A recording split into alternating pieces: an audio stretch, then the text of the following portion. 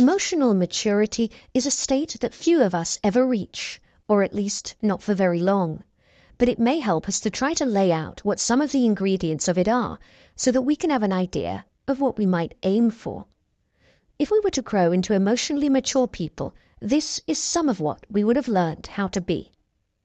We would understand the key role of self-understanding in helping us to grow into more reliable and predictable partners, parents, friends, and colleagues. Our greatest ambition would be to reach a heightened understanding of our own minds. We would constantly be aware of not being able to complete more than a fraction of this elevated goal, and would therefore be deeply cautious in all our assertions and conclusions. Sorry, perhaps, and maybe would be some of our favorite words.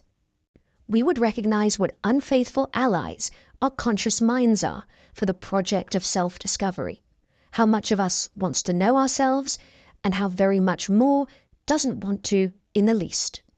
We would be humbled by the strength of our inclinations to distraction and denial.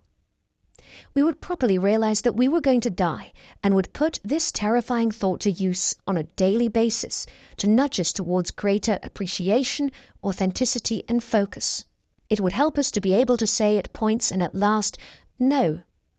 We would realize with considerable dark humor that we were fools. We are idiots now, we were idiots then, and we will be idiots tomorrow. There are just few other options for a human being. We would shed our pride.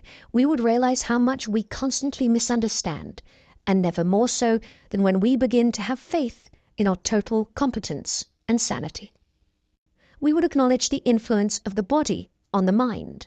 We might sink into existential despair, not because there is anything objectively tragic at hand, but just because we're in urgent need of an orange juice or missed out on an hour of sleep.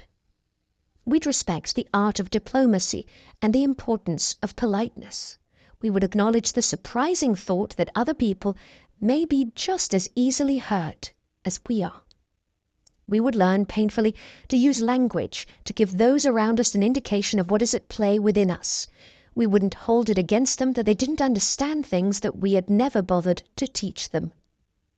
We would realize how much others long for warmth and reassurance, and would be less inhibited about offering those two very serious categories of gift, coziness and sweetness. We would acknowledge that it was impossible to be friends with or liked by everyone. Attempting to please universally ultimately only leads to offending many people. We would know how to disappoint frankly and quickly to avoid drawn-out appeasement. We would feel more carefree at the idea of being strange. Public opinion would matter less, because we would have seen enough of the shallowness and reflex moralism of crowds. This would be our one life, and we would know, and we would have the courage to be the oddballs where we needed to be. We would take our own boredom as a guide. Everyone else might declare it a brilliant book or an extraordinary play. We might just toss it aside and walk out. This is some of what we might think and feel if we ever became those paragons of true intelligence, emotionally mature people.